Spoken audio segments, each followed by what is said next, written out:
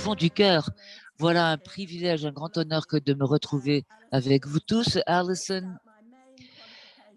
a oublié ma principale qualification et donc je vois un grand nombre d'Ougandais ici et d'ailleurs je suis née dans la savane dans le nord de l'Ouganda et j'aurais pu moi-même être une enfant morte-née.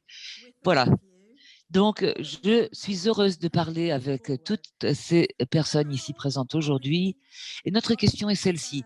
Comment pouvons-nous mieux comprendre la mortinatalité pour bon nombre de personnes, et nous ne nous en rendons pas tous compte nécessairement, les idées erronées, la fausse information, les fausses idées, les idées fausses, eh bien, vraiment, provoquent de grands problèmes. Et je voudrais faire une espèce de comparaison dans cette pandémie.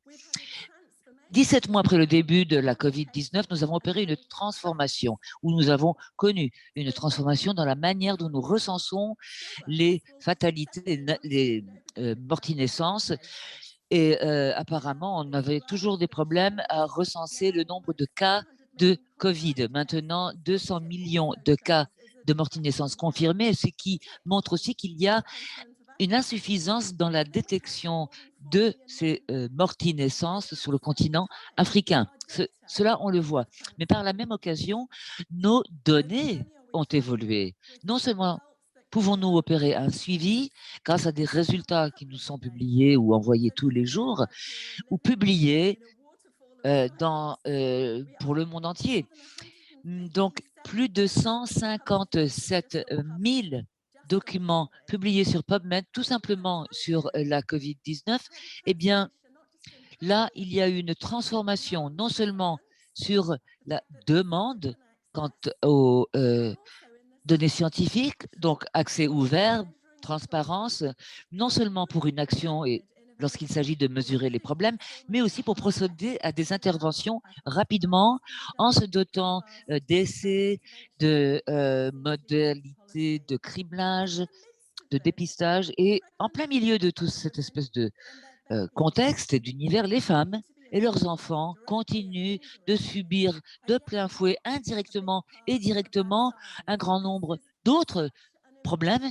Elles ne font pas vraiment partie du recensement scientifique. Et c'est là le point de mire essentiel du GFF. C'est essentiel. Les femmes, les enfants, le cœur de nos familles, de nos sociétés, de nos communautés et du véritable développement, eh bien, nous n'investissons pas suffisamment dans ces femmes. Beaucoup trop d'enfants continuent à mourir, sont morts-nés, et c'est vraiment une catastrophe. Et donc, le fait de se concentrer sur les pays et évidemment sur la base de leurs requêtes, nous voyons que ce sont des chiffres vraiment assez énormes, mais que nous pouvons véritablement agir. Martina était l'une des personnes qui avait vraiment proposé des cibles très précises pour chaque mort-né. Et c'est donc les morts-nés dans le dernier trimestre. Et c'est quelque chose qui devrait être totalement inacceptable, en particulier parce que la moitié de ces morts-nés se déroule pendant le travail, donc 9 mois de grossesse et l'enfant meurt pendant le travail. Dans les pays, à revenus élevés, c'est en fait ça se terminerait par des poursuites en justice. Ça n'est pas le cas dans les pays à revenus très faibles. Pourquoi? Eh bien, 10 millions de décès de femmes et d'enfants et d'adolescents par an, ça c'est énorme. C'est énorme et c'est donc, les données du GFF et c'est en fait disproportionné sur le continent africain et 10 de la population globale, 2 tiers en fait de cette mortinatalité se trouve là et ça se déroule au moment de, la naissance. Donc pour avoir une réussite, un terme d'impact, il faut en fait, se il est impératif de se concentrer sur le moment de la naissance, mais c'est aussi une priorité parce qu'il n'y a pas eu suffisamment de focalisation sur ceci. Donc, le retour sur investissement sera énorme et c'est critique à l'heure actuelle, maintenant plus que jamais, parce que ces bébés et leurs mères sont particulièrement vulnérables pendant la pandémie. Donc, c'est un appel à vous tous. C'est en fait le moment plus que jamais où on a besoin d'investissement. Nous aimons à penser que les investissements sont en fait conduits par les données. Les investisseurs, les banquiers regardent les chiffres et décident dans quoi investir pour avoir un retour sur investissement. Mais si on examine les données, et ça, c'est un petit peu obsolète, c'est un petit peu ancien, mais ça, ce sont les données pour les, heu, les donateurs pour le développement et ça, bien sûr, on voit le GFF est très important. Il est très important de suivre quels sont les investissements et bien sûr, par pays, c'est aussi très important, mais c'est un petit peu plus difficile à suivre. Donc si on utilise ceci en tant que marqueur pour savoir quels sont les investissements des donateurs, ce que l'on voit ici, c'est que 2 tiers de cet investissement porte sur, donc les fonds par, Gavi et le Fonds mondial, sont si on considère ça sur 10 ans, donc sur 70 milliards d'investissements sur, les investissements, eh bien, la mortinatalité, les fausses couches ou fœtus apparaît uniquement 9 mois sur tout ceci. Donc c'est vraiment quelque chose qui n'est pas sur le radar. Donc quelle est la question? Pourquoi? Pourquoi? Et j'aimerais dire ce que Georges Bernard Shaw a dit: «Pourquoi pas?» Pourquoi pas? Pourquoi est-ce que ceci ne se produit pas? Et c'est parce que nous avons des nouvelles erronées, des fake news. On peut bien sûr penser qu'on est très factuel, qu'on ne suit pas les fake news, mais c'est quelque chose qui nous entoure partout. Et la science aussi, bien sûr, ça n'est pas les fake news, mais la science change. Et peut-être que les faits que nous avons appris, bien sûr, à l'école de médecine, il y a 32 ans que j'ai suivi ça, eh bien, il y a beaucoup de choses qui ont changé, on a appris beaucoup de choses. Donc, comment est-ce que l'on peut être factuel et progresser? Il faut, bien sûr, être au courant de ce qui se passe aujourd'hui, pas de ce qu'il y a 10 ans ou 20 ans. Et j'aimerais donc prendre 4 points sur les fake news et qui ont un impact sur nous tous, qu'on le réalise ou pas, en ce qui concerne nos choix, nos actions et nos investissements. Premier point, c'est cette conviction que les femmes ou les familles ne remarquent pas qu'ils ont eu un enfant mort-né. Et bien sûr, je suis sûre que vous êtes horrifiés, mais ça, c'est ce que les gens croient et qu'il n'y a pas bien sûr de qu'il n'y a pas de cible et que c'est quelque chose qui n'est pas, qu'on ne peut pas empêcher et que ça doit se passer. Mais je peux vous dire que en fait, même les obstétriciens disent ça en public, que la plupart, de cette mortinatalité vient de défauts congénitales et la chose la plus commune qu'on entend, c'est qu'il n'y a pas véritablement de bonne définition, il n'y a pas de données, ça n'est pas bien défini et donc, je voudrais reprendre ces 4 points qui sont en fait totalement, faux, avec des faits. Tout d'abord, les premiers en 3 et les 3 premiers et ensuite on passera un petit peu plus de temps sur les données. Mais tout d'abord, alors, il faut dire très clairement que les morts-naissances comptent pour les femmes. On s'en rend compte, ça compte pour les femmes. Et ça, c'est une femme, Marie Kenney est une amie de Malika Nvolu, qui est de Cape Town et qui a eu aussi l'expérience d'avoir un enfant mort-né et qui a écrit des poèmes sur ceci. Et c'est vraiment quelque chose qui brise le cœur. Mais elle a ressenti qu'elle était invisible. Il y a un silence autour de ces morti-naissances et même 20 ans après un enfant mort-né, une femme est plus, il est plus probable qu'une femme aura des problèmes mentaux à long terme, de santé mentale à long terme, parce qu'il y a ce silence et c'est ce que nous devons faire. Nous devons briser ce silence, c'est essentiel. Nous commençons à voir que ça se produit, que le premier rapport onusien sur, la mortinatalité s'est produit au mois d'octobre de l'année dernière et qu'il a souligné non seulement le fait que c'est quelque chose qui n'est pas nécessaire, qui n'est pas vu, qui n'est pas reconnu et qui n'est pas et qui est sous-financé, mais qu'on doit effectivement casser ce tabou, qu'on doit casser ce stigmate et qu'en fait on doit changer cette, fausse conception et que bien sûr l'essentiel c'est d'en parler. Avant de terminer ça, j'aimerais aussi rajouter qu'il est important de se focaliser sur les femmes. Mais en outre, heu, la société et aussi les pères ou les conjoints et heu, j'ai été contactée par un père qui a eu en fait l'expérience d'avoir un enfant mort-né et qui avait vraiment été désespéré de voir qu'on ne parlait pas des pères. Deuxième point, la cible, c'est très important. Pourquoi les cibles? Pour mettre fin aux, aux morti-naissances que l'on peut empêcher. Heu, il y a eu une demande des pays d'avoir des cibles et c'est exactement le genre de choses qu'on devrait faire. C'est un gros problème, cela a un impact sur les populations les plus pauvres et on peut agir. Et cette cible, c'est-à-dire que chaque pays ait moins de 12 mortinatalité, c'est en fait l'une des cibles qui était en fait, ça n'a pas été ça n'a pas été inclus dans la stratégie des ODD, mais il est vraiment critique ou essentiel de noter qu'il y a eu énormément d'intérêt sur cette nouvelle cible.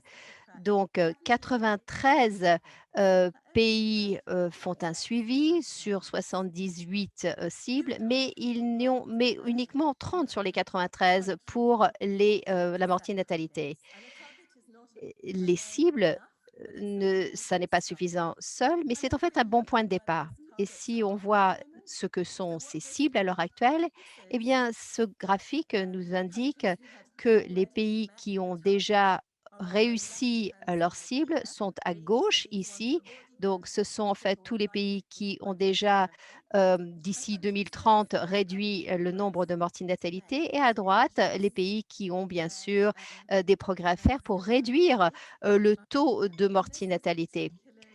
Et ça, c'est particulièrement je pense que nous devons couper les micros. J'ai l'impression que quelqu'un est en train de manger pendant que je présente. Donc ça, c'est quelque chose qui a un impact sur l'Afrique.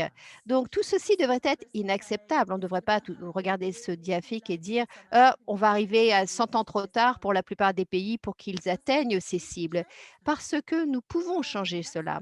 Il y a des investissements, des actions ou des mesures que nous pouvons prendre au sein de programmes actuels pour pouvoir changer la donne.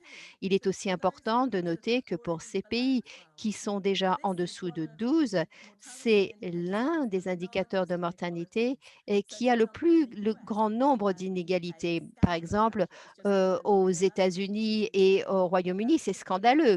En particulier pour les femmes noires au Royaume-Uni, il y a une augmentation de la mortinatalité chez les femmes noires au Royaume-Uni.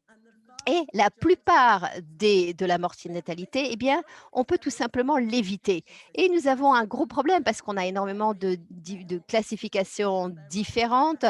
Et en fait, la plupart des obstétriciens inventent de nouvelles manières de classifier ça. Mais en dépit de ça, nous avons des données très claires qui nous montrent quelles sont les causes de cette mortinatalité. La Les complications dans la naissance, pendant la naissance et le travail, c'est en fait la cause la plus importante. 12 par 1000 par rapport à 0,5 dans les pays à revenus élevés. Donc, on voit que c'est tout simplement quelque chose que l'on peut empêcher si on a de bons soins obstétriques.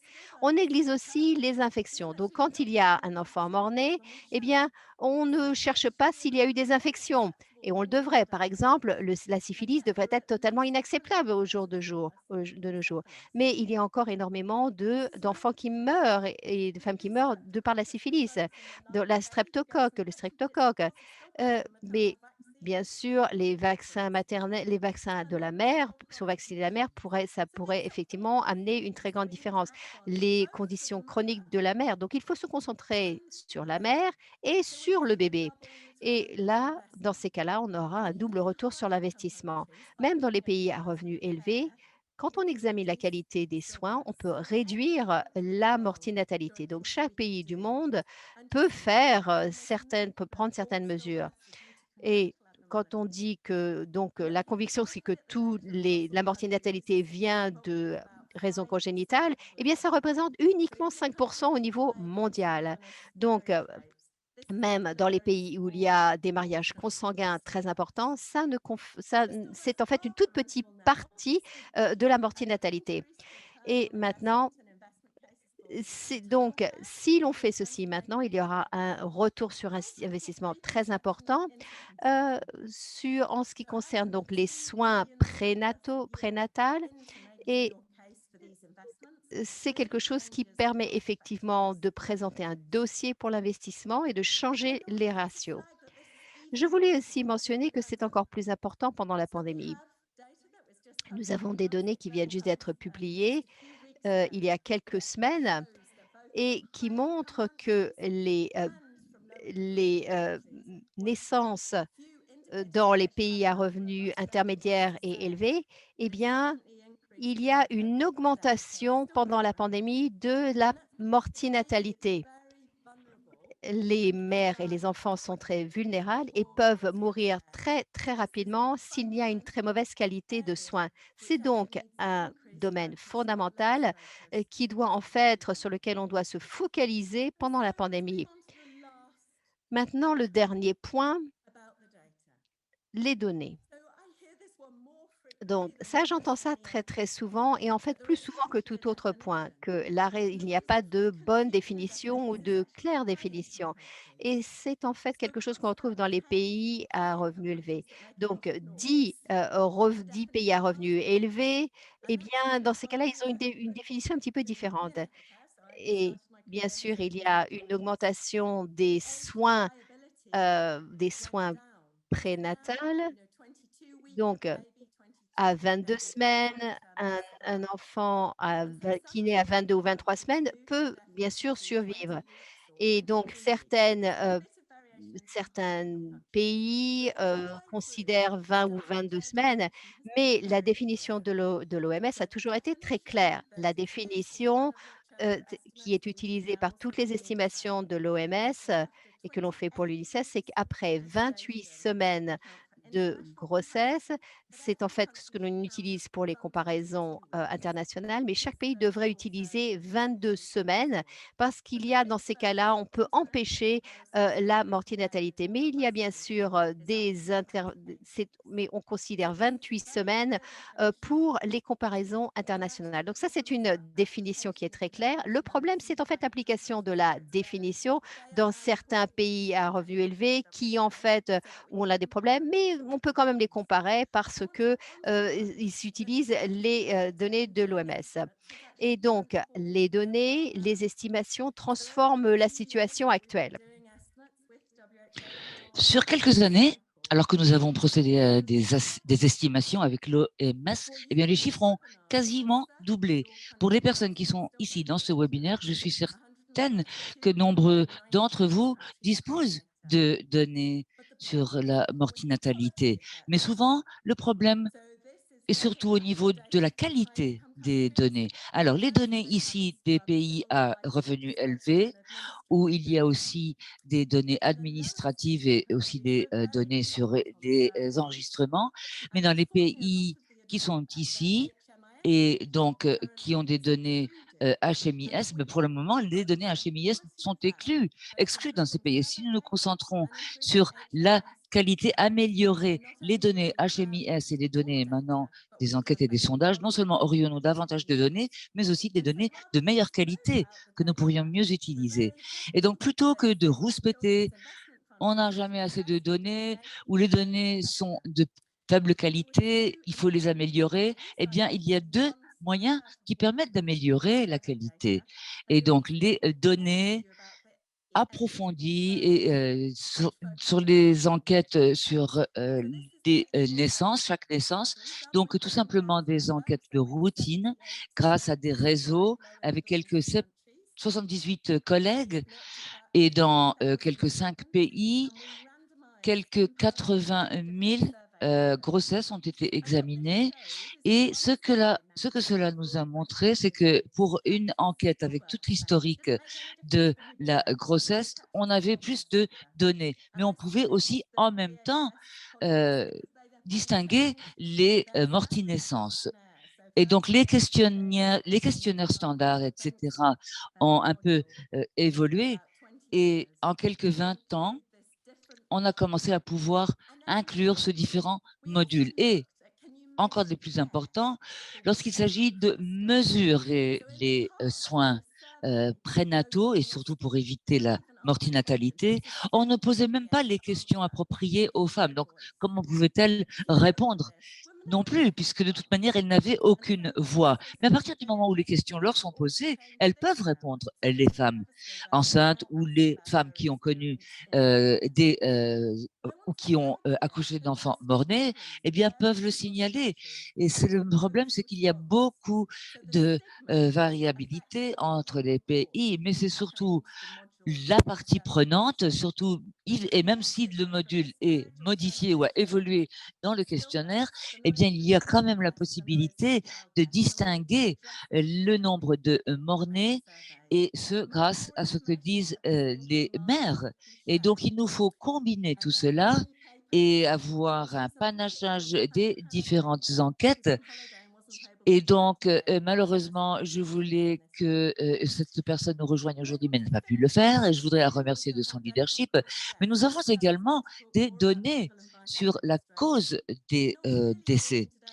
Alors, non seulement parlons-nous de audit périnatal ou paranatal, mais ceci est vraiment essentiel parce que les données sur les grossesses et surtout les audits périnataux, eh bien, nous permettent aussi d'en faire davantage. Mais malheureusement, il y a quand même des opportunités loupées et il y a quand même encore des morts-nés en grand nombre, alors que ce sont des problèmes qui peuvent vraiment être gérés bien mieux. Alors voilà, un certain nombre de faits sur lesquels nous pouvons agir. Voilà, donc les morts-naissances comptent, mais des millions et des millions de familles aux quatre coins du monde pour des millions de femmes. Et si nous les écoutons, vraiment, si nous sommes à l'écoute, on pourrait en faire vraiment beaucoup plus. Et donc, la cible de 2030 est urgente aujourd'hui, mais c'est une opportunité à ne plus rater parce que ce sont des décès préventibles, surtout si les soins anténataux sont fournis pour les femmes. Maintenant, nous avons de meilleures données quand même et nous devons investir davantage dans les données routinières, de routine et surtout, si nous pouvons utiliser ces données mieux, de façon plus efficace, cela tirera des progrès et donc il y a vraiment la nécessité de tout améliorer et d'œuvrer de concert. Et pour ce faire, je voudrais donner la parole à mon collègue Louis Day qui va parler un peu plus de l'étude sur sur la mortinatalité et surtout les soins prénataux afin que nous puissions œuvrer en faveur des femmes et des enfants. Merci beaucoup. Merci à vous, Joy. Merci infiniment. Merci à Alison et aux collègues du GFF de me donner l'occasion d'être avec vous aujourd'hui. Comme l'a dit Joy, je partagerai avec vous, je vais jeter une lumière sur les données de routine concernant la mortinescence et surtout l'enregistrement des mortinescences, des nombres d'enfants morts-nés. Donc, sous la houlette du docteur Shams au Bangladesh et docteur Ashish au Népal et docteur Honorati au Tadjikistan, eh bien, dans quelques minutes, je pourrai vous expliquer pourquoi cette enquête a été menée, ce que nous avons constaté, ce que nous pouvons faire en matière de mesures et de recherche autour de la mortinatalité. Alors, cette enquête était censée tout d'abord, comme premier objectif, avoir une amélioration et surtout avoir des améliorations des données. Donc, c'est la raison pour laquelle cette enquête a été mise au point. Cela fait partie de la feuille de route de mesure de l'OMS et ce pour accomplir des objectifs nationalement agréés. Donc, l'enquête et l'étude s'est concentrée sur des indicateurs clés, fondamentaux ou centraux. Donc, nous avons cette pyramide et là, nous voyons que le taux de mortinatalité fait partie intégrante des données centrales et nous permet aussi de nous mesurer à l'aune de la situation actuelle et aussi comment nous pouvons faire des progrès. Dans les pays à faible revenu ou à revenu intermédiaire, eh bien, les données émanant de registres, les données routinières agrégées, eh bien, nous sont fournis, mais le problème est qu'il y a un manque de confiance en ces registres, dans ces registres. Avant la pandémie, 80% des naissances à l'échelon mondial avaient lieu dans des installations sanitaires. Et donc, l'étude EN Birth eh bien, avait pour objectif d'évaluer la validité des mesures et surtout pour ce qui était des indicateurs sur la santé maternelle et infantile, ce qui a été fait dans cette étude. Elle a été conçue grâce aux 3 pays participants, Bangladesh, Tanzanie et Népal.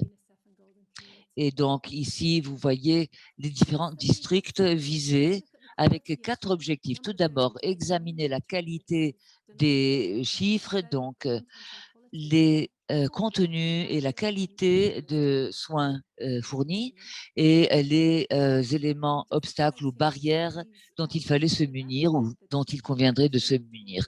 Donc au Bangladesh, il y avait un certain nombre d'outils de collecte au niveau des installations d'enregistrement et un travail qualitatif en Tanzanie. Au Népal, le programme de ressuscitation et ensuite l'examen de la qualité des données intégrées dans les indicateurs et dans les indicateurs clés et centraux.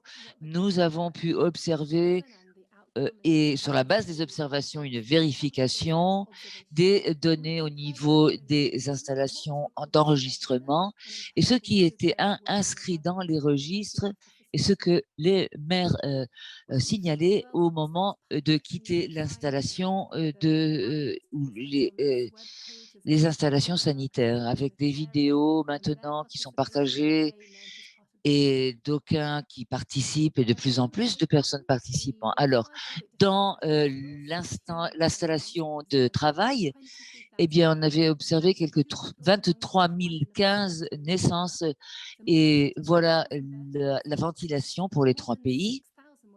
Plus de 6 000 césariennes et 550 enfants morts-nés quand même. Voilà une photo des collègues qui intervenaient dans l'analyse et à droite, vous voyez toutes sortes de sujets divers et variés que nous avons examinés, système de mesure, couverture sanitaire, résultats attendus et il y a quand même des morts-nés en grand nombre.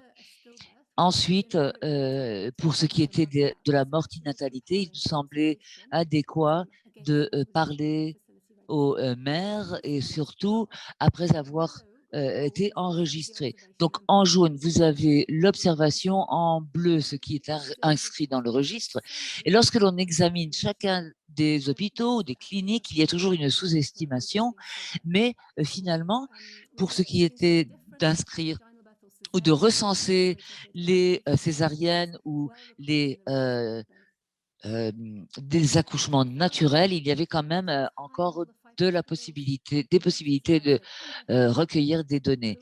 Évidemment, il y a eu des sous-estimations, mais un degré aussi de spécificité et de sensibilité en général. Alors, pour passer au contenu et aux soins prénataux ou périnataux, nous avons examiné de tout près les données pour voir. Donc, il y avait quelques 38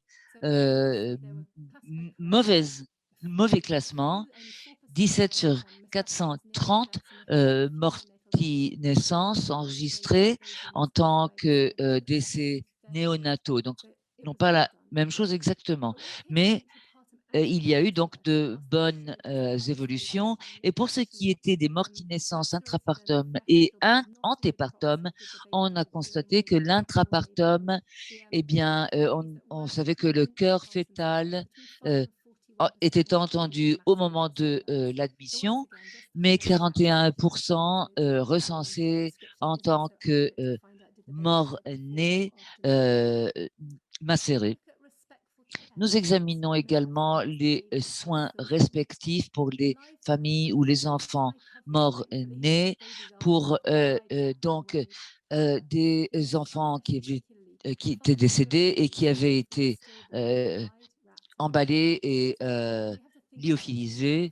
Il, a, il est convenu de conditionner, évidemment, et nous voulons surtout recueillir de l'information de la part des femmes sur ce qu'elles pensent de la manière dont leurs enfants mort-nés ont été traités. Et il y a encore des barrières qui existent, mais comment pouvons-nous améliorer? Comment pouvons-nous nous doter d'un contexte habilitant et précurseur? Il y a tout un document sur cette question spécifique, si cela vous intéresse. Et nous avons aussi noté une standardisation ou une normalisation au niveau des unités de travail avec des colonnes spécifiques sur papier dans les registres de maternité. Et donc, pour ce qui était des unités de travail dans de nombreux hôpitaux, nous avons constaté que de nombreux formulaires devaient encore être euh, euh, remplis et renseignés. En Tanzanie, 48, au Népal 35 et au Bangladesh 58. Et aussi des registres écrits à la main et informels, côte à côte. Nous avons aussi constaté qu'au niveau de la conception de tout cela, il y avait beaucoup de variabilité en matière de précision ou de degré d'exactitude et nous voulions aussi obtenir des feedbacks sur la qualité des données. Mais nous avons constaté qu'il y avait énormément d'évolution, surtout dans le temps. On nous a dit que même avec toutes les différentes colonnes à renseigner, il fallait tout de même, in fine, se doter de davantage de colonnes parce qu'il n'y avait pas suffisamment de cases où on pouvait saisir des renseignements différents. Et donc, ce sont les informations qui nous ont été véhiculées. Donc, que faire maintenant? Comment pouvons-nous continuer à améliorer la qualité des données routinières en matière de naissance et de morti-naissance aussi? Donc, il convient d'avoir des boucles de rétroaction améliorées parce que ceci permet d'avoir un cycle vertueux et cela permet toujours et chemin faisant d'améliorer la qualité des données, l'utilisation des données, améliorer aussi et renforcer ce que nous avons estimé étant inutile, évidemment des registres qui étaient laissés vides et non renseignés. Et donc, on se rend compte qu'il y a nécessité de rationaliser et d'améliorer l'efficacité de ces formulaires, surtout en matière de données saisies. Donc, des liens aussi à opérer pour vraiment avoir un meilleur soutien auprès des femmes, envers les femmes, surtout lorsqu'elles ont subi ce genre de mortinescence pour leurs enfants et lorsqu'il y a des deuils qui sont vraiment euh, déprimants pour les femmes et très attristants. Mais il faut vraiment bien mesurer les taux cardio-fétaux au moment de l'admission des mères et aussi la ressuscitation des enfants qui pourraient apparaître mort-nés, mais qui peuvent être ressuscités. Et donc, ceci est fondamental, éminemment important, et chaque femme le mérite, ainsi que chaque enfant. Et lorsque nous savons que les mesures ne sont pas suffisamment exactes ni précises, eh bien, nous pouvons faire mieux.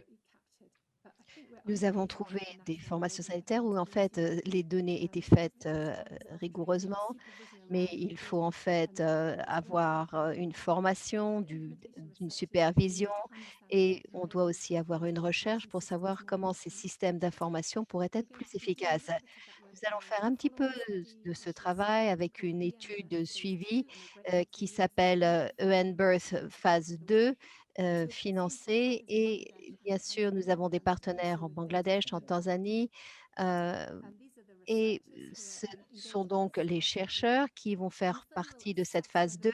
Et cette étude évaluera si les indicateurs sont en fait faisables pour pouvoir mettre en œuvre les mesures permettant d'avoir de meilleurs outils et pour pouvoir mettre en œuvre ces indicateurs dans les systèmes nationaux.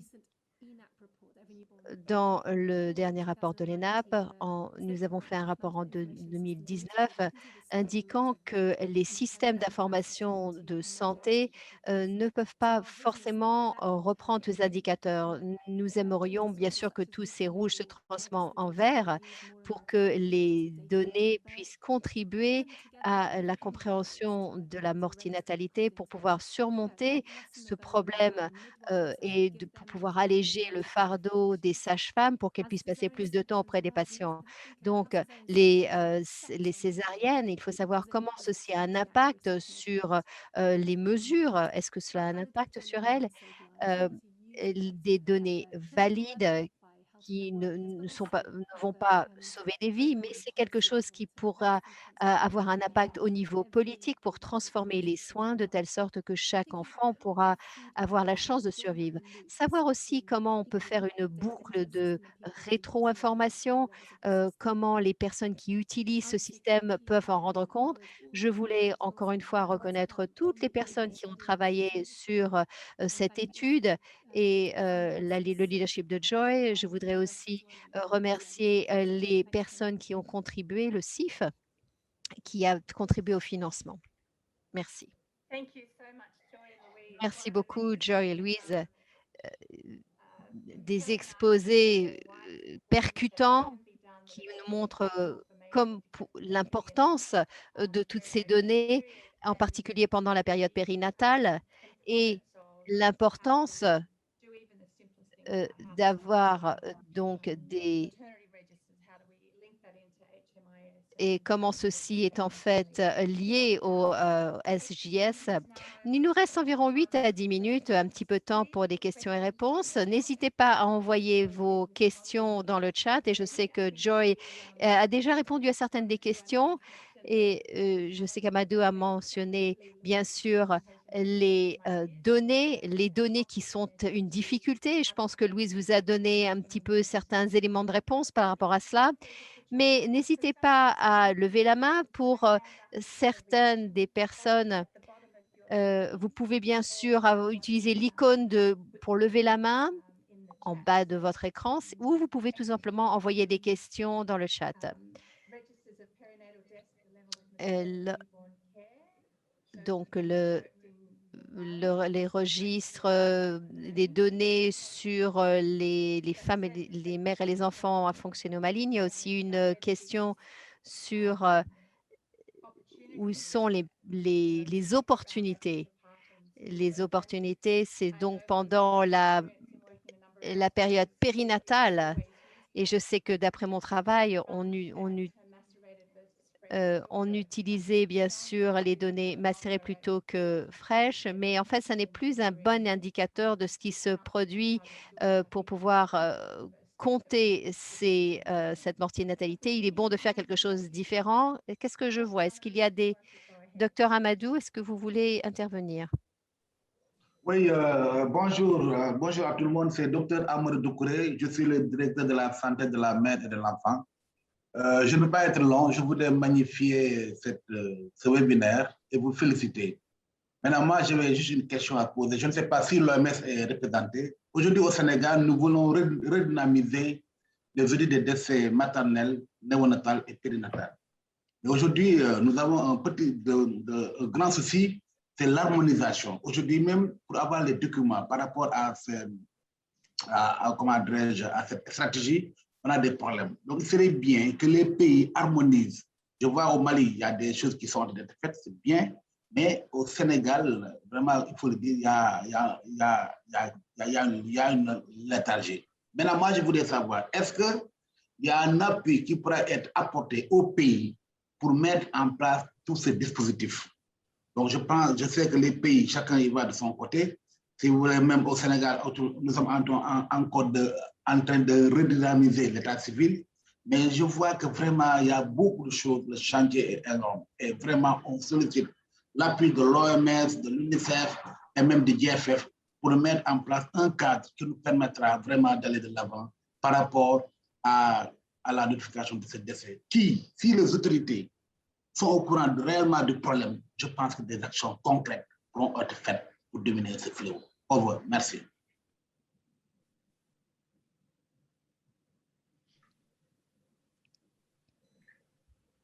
Joy, do you want to tackle that? And just in Joy, summary, est-ce que vous voulez répondre et peut-être faire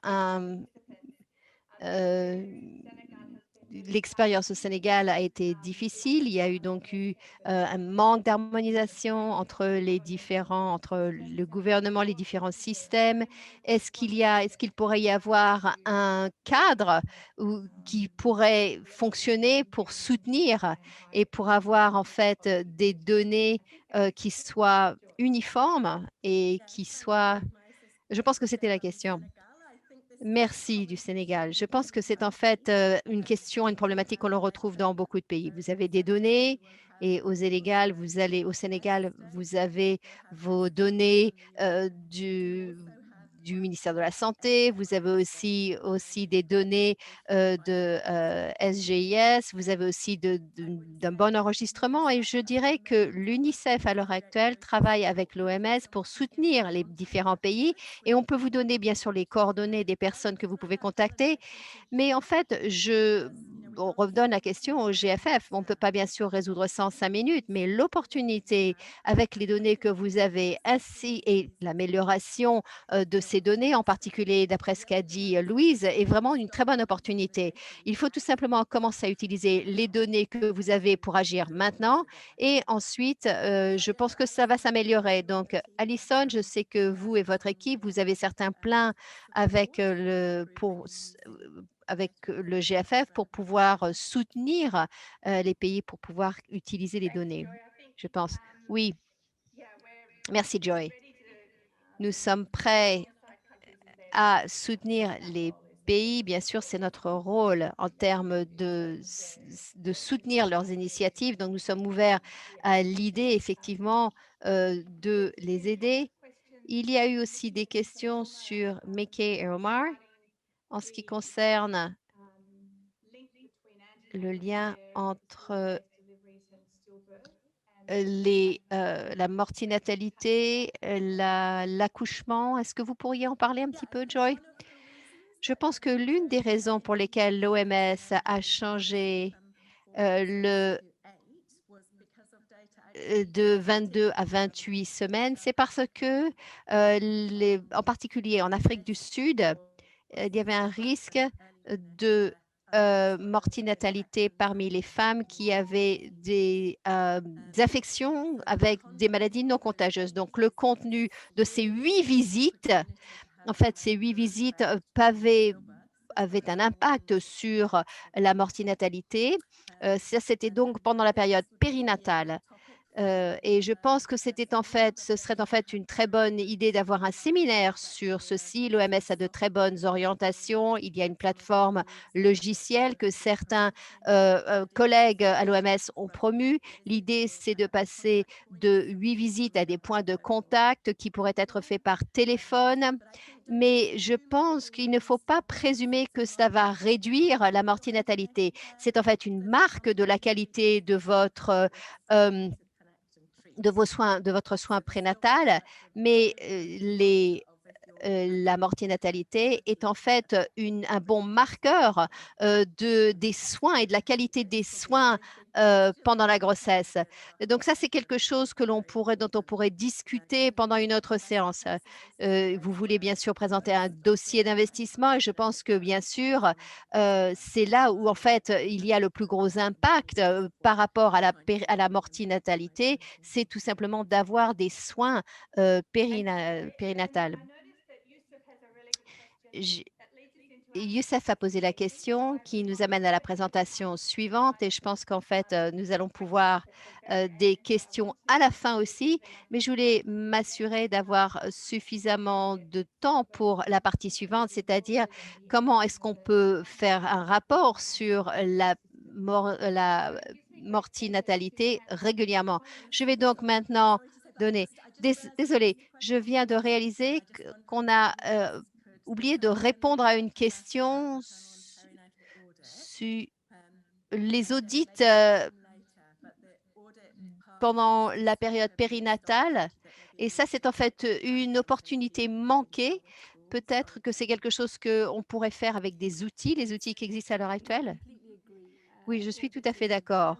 L'audit, c'est en fait quelque chose de très important périnatal. Donc, c'est un outil de surveillance pour voir comment est-ce que l'on pourrait faire différemment pour éviter donc la mortinatalité. Comme vous le savez, bien sûr, il faut bien sûr mettre ça à échelle. Merci, Louise. J'espère que cette séance va pouvoir rassembler toutes ces premières étapes, les mesures à prendre, c'est-à-dire de passer de maternelle et nouveau-né à nouveau-né et périnatal. Alors, je sais qu'on pourrait passer toute la journée là-dessus. Désolée, bien sûr, nous avons très peu de temps, mais je vais maintenant donner la parole à Malatela du GFF. Elle a un historique de travail sur les systèmes d'enregistrement CRVS en Afrique du Sud et elle fait partie d'un programme de travail que beaucoup d'entre vous connaissez. Il y a donc une initiative séparée pour soutenir le renforcement des systèmes d'enregistrement d'état civil et je vais maintenant lui donner la parole.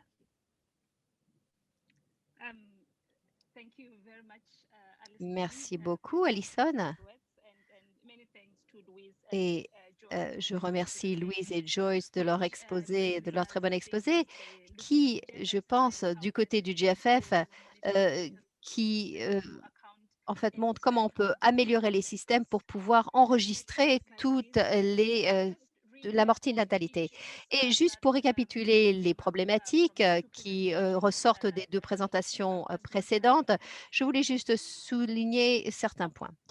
Alors, je pense que ce que nous avons appris aujourd'hui, juste pour récapituler, c'est que nous avons 56 pays qui ne vont pas atteindre leur cible de mortinatalité d'ici 2030. La plupart de ces pays sont des pays à revenus faibles ou à revenus intermédiaires faibles. Et sur la question bien sûr de mortinatalité est une priorité, recommandée comme priorité. Et aujourd'hui, comme les décès et comme les naissances, nous devons avoir beaucoup plus de, c'est un problème de santé publique qui est tout à fait évitable. Et l'une des recommandations, c'est qu'en fait, nous traitions la mortinatalité et les taux de décès périnataux, qu'ils soient suivis, ainsi que les taux de mortalité néonatale.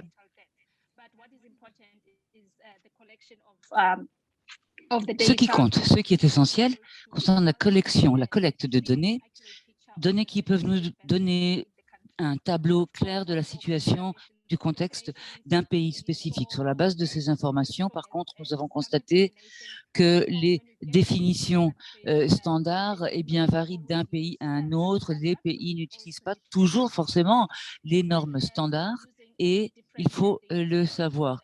Et donc, différentes sources de données sont utilisées et nous devons également voir ce qui est dans les systèmes d'enregistrement ou de recensement, mais aussi il y a là un degré de cohérence non suffisamment fourni. Ensuite, diapo suivante. Nous avons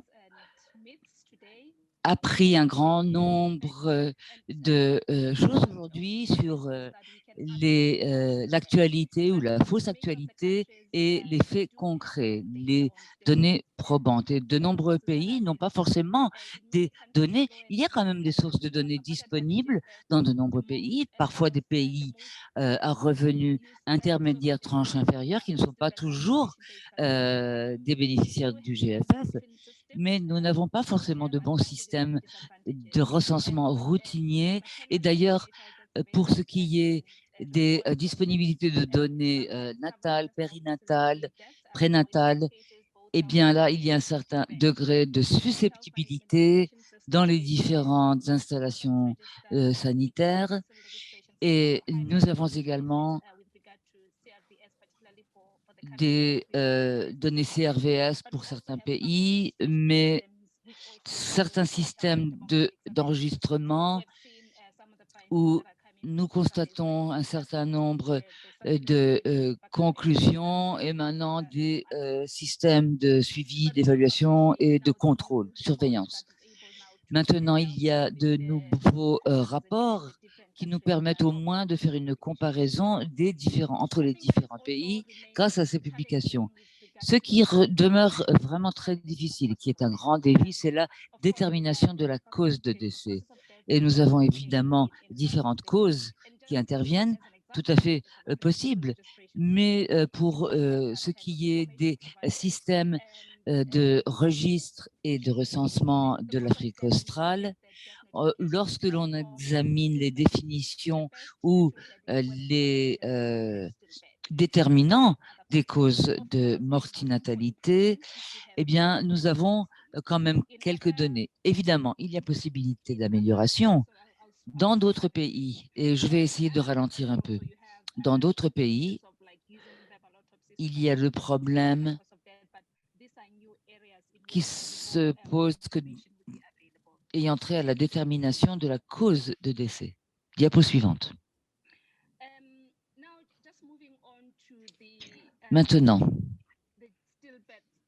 je passe à la mortinatalité et les morts-nés dans le cadre des agendas GFF et des programmes.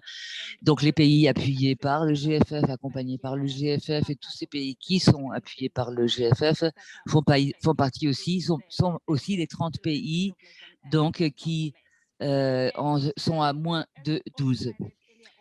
Et nous avons des dossiers d'investissement qui couvrent la santé, la nutrition, la santé infantile, néonatale, des adolescents. Voilà ce que l'on met en lumière ici et ce qui est extrait de dossiers d'investissement du Kenya, qui met en exergue le fait que le pays souhaite vraiment mettre fin aux mortinescences préventibles et surtout se doter de nouveaux moyens pour le faire. Alors, pour ce qui est de cet agenda du GFF, pour l'heure, au GFF, nous n'avons pas un système bien intégré de recensement de mortinatalité, mais aussi nous nous rendons compte de l'importance des causes de la mortinatalité. Pour tous les pays du GFF que nous accompagnons, nous n'avons pas toujours des données suffisantes ou de suffisante qualité. Dans d'autres, de bonnes données. Donc, certains pays sont vraiment en avance. À titre d'exemple, bon, au Nigeria, il est obligatoire d'enregistrer les décès ou les morts-nés. Au Rwanda, ce n'est pas toujours tout à fait clair qu'il convient d'enregistrer ces données dans les registres, surtout les enfants morts-nés. Et bien sûr, nous voyons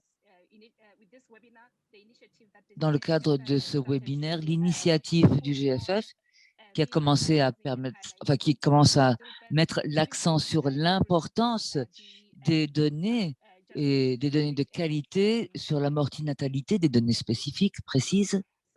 Alors, l'accent étant mis sur les résultats, le suivi et la surveillance, et surtout sur la mortinatalité, le GFF s'est doté d'une stratégie basée sur les résultats, fondée sur les résultats. Et là, nous avons une vision, à savoir que d'aider au renforcement des systèmes PI, avoir un accent plus important mis sur des résultats mesurables. Et c'est ce que le GFF essaye de faire à l'endroit des pays pour que ceux-ci améliorent leur système de collecte de données et tout simplement leurs données. Ce n'est pas toujours parfait, mais la vision en tout cas est une vision d'ensemble pour tous et ce qui est nécessaire est ici énoncé pour un bon suivi et une bonne évaluation.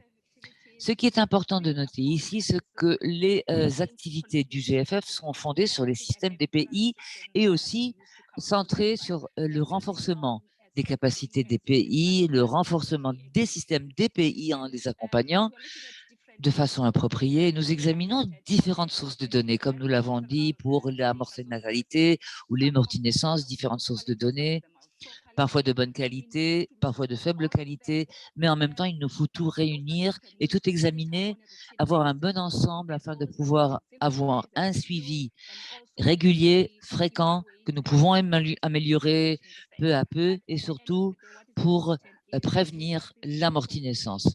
Donc, nous avons quand même ce groupe, nous pouvons utiliser des données qui sont fournies dans les sources de données et de façon régulière. C'est donc partie intégrante de notre stratégie qui a été mise au point, y compris des données sur les décès des enfants à la naissance ou les morts-nés, tout simplement. Et à mesure que nous essayons de voir comment nous pouvons mieux appuyer les pays pour que ceux-ci renforcent leur système d'évaluation, nous savons nous leur conseillons un certain nombre de mesures ou de possibilités, mais il y a variabilité, bien sûr, d'un pays à un autre. Et tout cela n'est pas forcément toujours spécifique aux pays du GFF, mais d'abord, il convient d'avoir un dialogue avec la population, avec les communautés, sur les possibilités d'amélioration, surtout comment on peut prévenir les décès et comment nous pouvons améliorer ou comment ces communautés peuvent améliorer leur processus de collecte de données. Comment est-ce que nous pouvons aussi améliorer les dossiers d'investissement dans les différents pays en matière de SRMNEA? Quelles sont les statistiques? Quel est l'état? Quelle est la situation? Quel est le statut en matière de mort-nés ou de mortinatalité, avec de nouvelles possibilités, et ce, pour pas seulement couvrir la période prénatale, mais périnatale, et aussi des autres dossiers tels que des problèmes au niveau de l'égalité des sexes, de la sexospécificité. Des sources de données existent effectivement, mais le problème concerne souvent la qualité des données. Plus nous avons des données de toute manière de bonne ou de mauvaise qualité, mieux nous pouvons avancer et, chemin faisant, nous pouvons améliorer la qualité des données, même quand elles ne l'étaient pas au départ de bonne qualité. La disponibilité est un élément essentiel quand on parle de données. Et donc, à partir du moment où nous pouvons recueillir des données, eh bien, nous pouvons faire des progrès. Diapo suivante.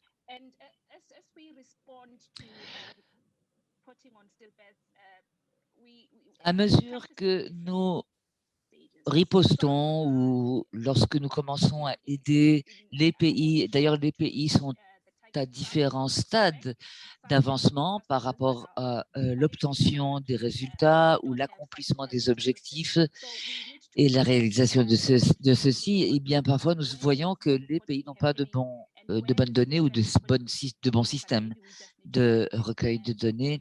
Donc nous savons que la qualité peut être renforcée au niveau de l'utilisation aussi des données. Mais lorsqu'il ne se passe rien, comment est-ce que nous pouvons continuer à accompagner les pays?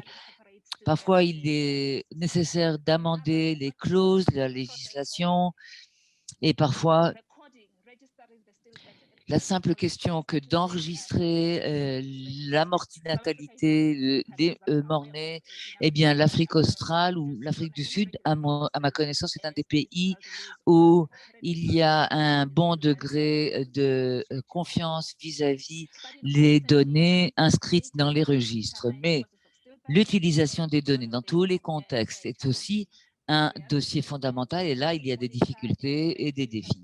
Comment pouvons-nous continuer à faire un suivi, une évaluation du nombre d'enfants morts-nés et comment pouvons-nous vraiment pallier à la situation? Comment améliorer tout cela? Et cela fait partie de la transformation et de l'évolution conceptuelle. Alors, c'est la dernière diapositive ici qui parle des différentes interdépendances, des liens entre les diverses activités et actions.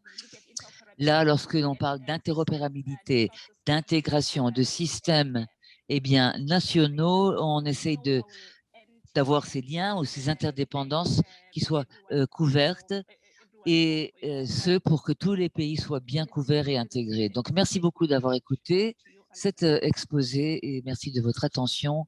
Et je vous donne à présent la parole. Alison Morgan. Merci, Malatela. Merci beaucoup.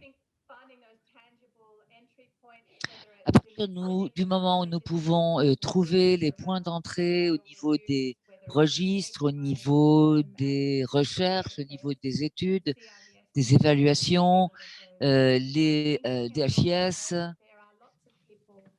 nous voyons que de nombreuses personnes veulent accompagner et accompagnent justement ce processus.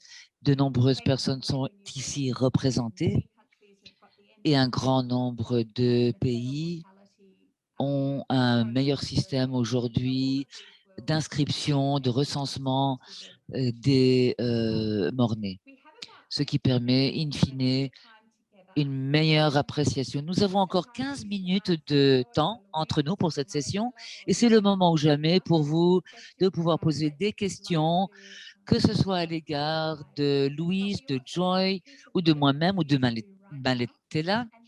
Mais nous avons aussi autre chose à faire. D'abord, si vous voulez bien inscrire dans la boîte de discussion ou dans la chat room, quelle serait une étape suivante à votre avis ou un domaine prioritaire? Comment on les connaît si bien? Donnez votre pays, votre nom et une action fondamentale qui serait peut-être une étape suivante que vous souhaiteriez engager pour l'enregistrement des morts-nés, leur inscription, mais aussi pour traiter des causes de ces mortis naissances. Donc, vous avez quelques instants pour faire cela. Et entre-temps, vous pouvez en même temps lever la main, pardon.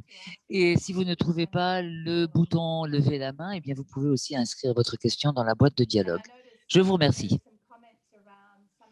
J'ai remarqué qu'il y a certains commentaires sur les efforts tangibles qui peuvent être faits pour renforcer la qualité des soins prénataux et donc un suivi auprès des mères pour qu'elles sachent bien qu'il est important d'avoir des soins pendant la grossesse. Y a-t-il d'autres questions ici?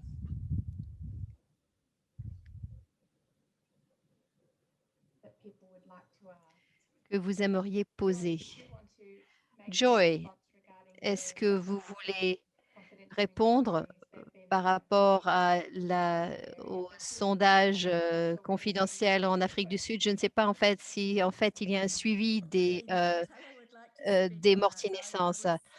Oui, effectivement, je voudrais en parler. J'ai passé 8 ans en Afrique du Sud avec une équipe vraiment formidable dans le département national qui s'occupait de l'audit périnatal et maternel.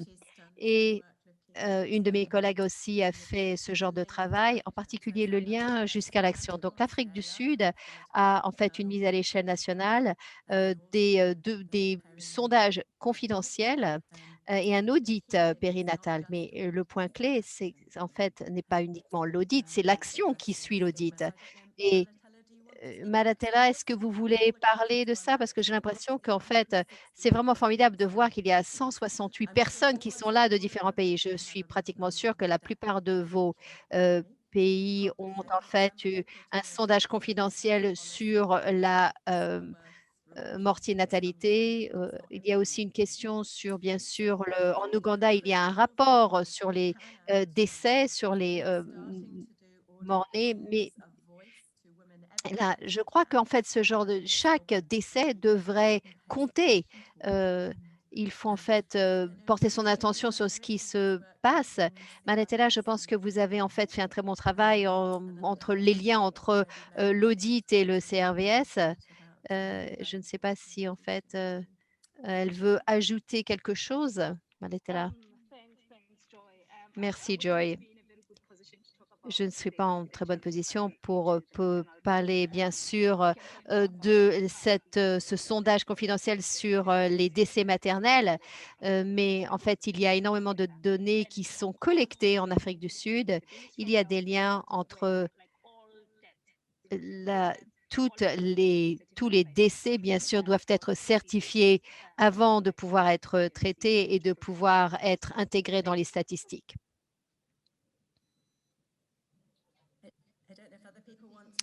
Je ne sais pas s'il y a d'autres commentaires sur l'audit. L'autre chose, c'est de savoir comment, en fait, on peut utiliser ça pour changer les choses au niveau des hôpitaux locaux.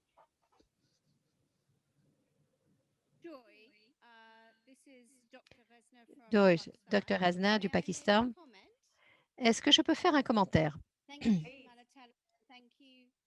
Merci des très bons exposés que nous avons eus. Je remercie le GFF d'avoir organisé ce webinaire.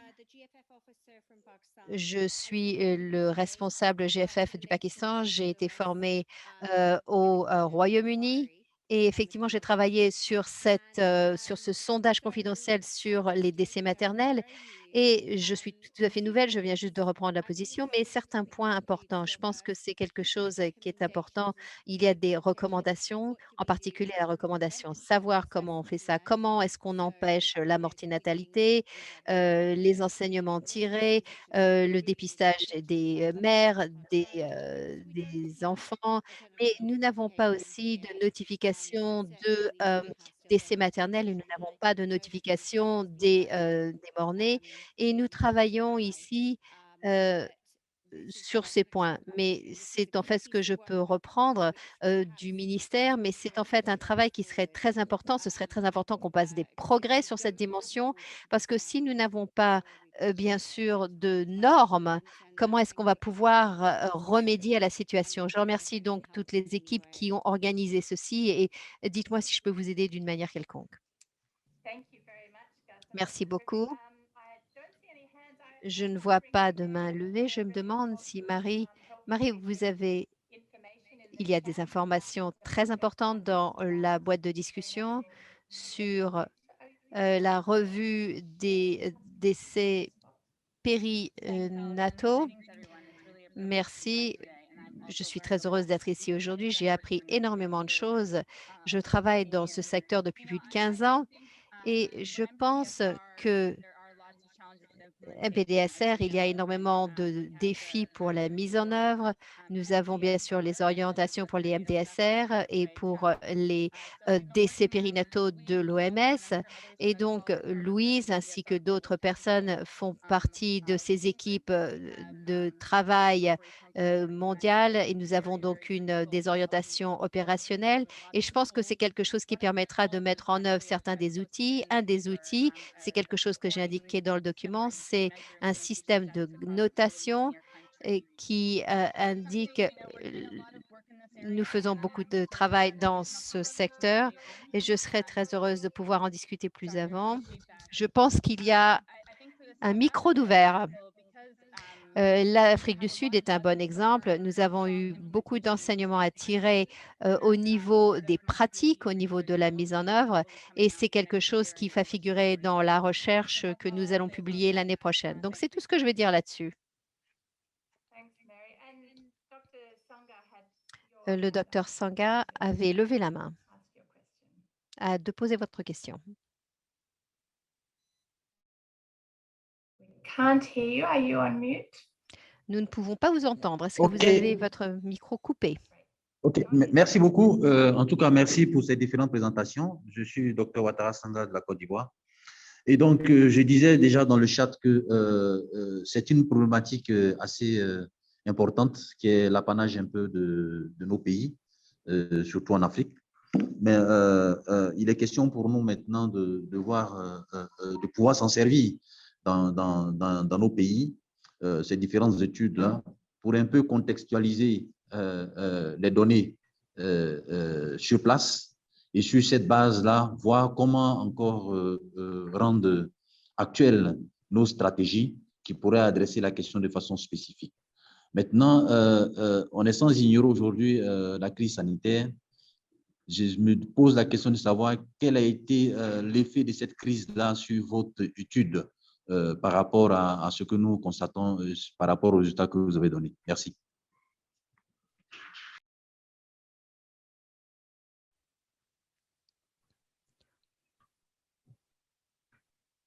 just to Donc, pour synthétiser la question, Dr Sangawata de Côte d'Ivoire mentionnait que nous avons bien sûr certains systèmes en place, nous avons des informations, l'utilisation, donc les personnes utilisent bien sûr les informations, les outils, mais c'est quelque chose qui a été difficile et en plus, nous sommes en plein milieu d'une crise sanitaire. Et en quoi est-ce que ceci a eu un impact sur les études et sur ce que nous faisons? Donc, je vais demander à Joy ou à Louise de répondre à la question. Louise, est-ce que c'est quelque chose que vous aimeriez aborder? Une chose, je pense que la pandémie nous a montré à quel point il est important d'avoir des données de routine, des données régulières pour que l'on puisse voir ce qui se passe chaque mois, chaque semaine et et pas uniquement tous les ans sporadiquement. C'est en fait un moment extrêmement difficile pour nous tous et ça, c'est quelque chose qui a mis en exergue ce genre de choses. Je suis tout à fait d'accord. Merci, Dr Sanga, pour votre question.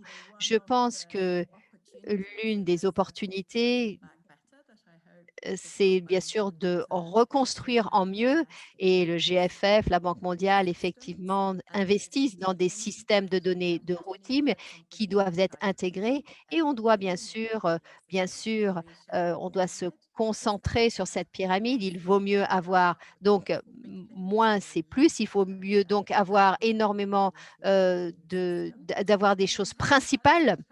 Mais en quoi est-ce que ça a impacté les études? Eh bien, je pense que ces études ont été conçues pour savoir comment est-ce que ça va marcher ou ça va fonctionner dans un système régulier, pas uniquement pour donc ce dont Louise a parlé, donc évaluer les indicateurs que vous avez, voir comment ça peut intégrer sur des systèmes réguliers, examiner les données de résultats, la couverture qui vous permet effectivement d'utiliser ces systèmes.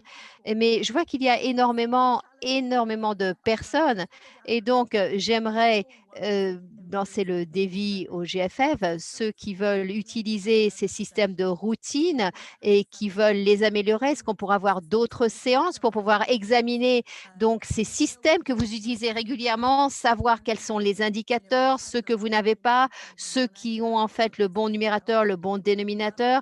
Nous aimerions entendre les pays dans une prochaine séance et je pense que ce qui est essentiel, c'est de commencer à utiliser les données et d'avoir bien sûr de meilleures données. Merci Joy. Il nous reste 4 minutes et je vais demander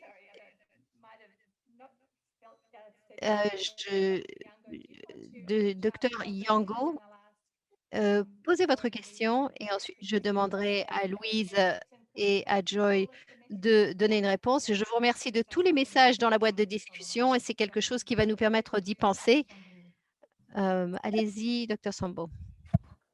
Merci beaucoup. Je suis Dr Django Claudine de la Côte d'Ivoire, la directrice de la promotion des soins maternels et non-natals. Et je vous ai envoyé des questions dans la boîte de discussion par rapport aux outils que vous devez nous envoyer pour améliorer la collecte des données périnatales, parce qu'ici en Côte d'Ivoire, la notification des décès, des morts-nés ne se fait pas, bien que ça soit enregistré dans le système d'information sanitaire.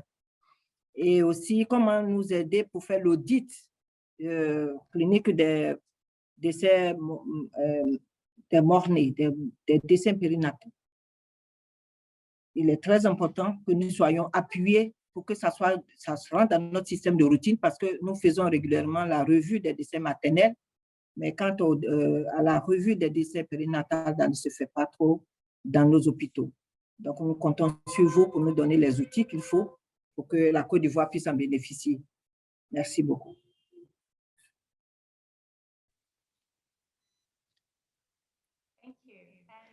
Merci. Professeur Sambo, est-ce que vous voulez poser votre question? Et ensuite, je pense que nous devons nous arrêter parce que nous n'avons plus de temps. Dr. Django's question, I think. Donc, pour la question de Dr. Jambo, je pense qu'il y a effectivement des lignes directrices en fait, qui peuvent vous être utiles et qui nous ont été données pendant l'exposé. Donc, c'est vraiment très intéressant de voir qu'il y a beaucoup d'intérêt par rapport au soutien qu'on peut donner. Je pense que il y a un besoin d'avoir ce genre d'étapes, d'avoir ce genre de mesures dans la revue des décès maternels, avoir un élargissement de cette revue, et je pense que c'est quelque chose qui va permettre d'améliorer les soins. Alors, je suis vraiment très consciente du temps. Je vais redonner la parole à Louis, qui a certains points à indiquer. Louis, est-ce que vous voulez conclure?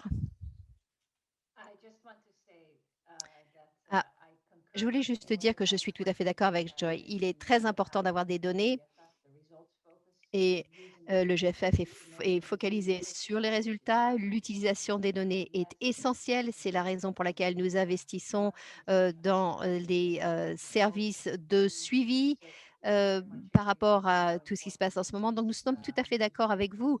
C'est en fait quelque chose qui permet de renforcer les systèmes de données, de les utiliser pour à des fins utiles. Et donc, il est intéressant de voir que beaucoup de pays montrent un très grand intérêt. Et bien sûr, il faut un soutien de tous les partenaires dans le cadre du partenariat du GFF.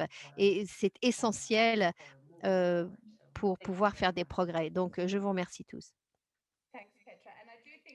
Merci, Petra. Je pense qu'une fois que les gens réalisent qu'en fait, il y a un lien critique, c'est en fait une étape tout à fait naturelle suivante. Mais bien sûr, il faut bien sûr surmonter ce premier obstacle. Et j'espère que tous les participants pourront faire passer ce message. Huge thank you to everybody. En tout cas, un très grand merci à vous tous de nous avoir rejoints. Je voudrais remercier Joy et Malatella et tout le monde, Louise, d'avoir partagé leurs informations et leurs exposés avec nous. Merci beaucoup, Alison. Et merci à vous tous aujourd'hui de nous avoir rejoints, parce que cela fait partie intégrante du travail GFF de connaissance et d'apprentissage. Et donc, excellente présentation, Joy et Malatella, et nous voyons aussi que c'est un sujet tout à fait pertinent, qu'il convient de continuer à accentuer et souligner. Non seulement s'agit-il ici de vœux pieux, mais aussi d'activités concrètes, et nous espérons pouvoir nous concentrer le mieux possible sur l'essentiel à faire. Donc, l'enregistrement a été fait dans le cadre de ce webinaire et nous vous enverrons en français et en anglais, une fois que ces exposés auront été traduits de l'anglais vers le français, eh bien, ils seront à votre disposition et donc vous seront envoyés. Autre requête émanant de nous-mêmes, la manière dont nous recevons des informations ou des commentaires de votre part, et d'ailleurs, comment pouvons-nous améliorer ces webinaires? Eh bien, c'est sur la base de vos réactions et de vos suggestions, propositions, etc. Je ne vais pas vous demander davantage de votre temps, mais merci infiniment à vous tous de votre engagement, de votre présence.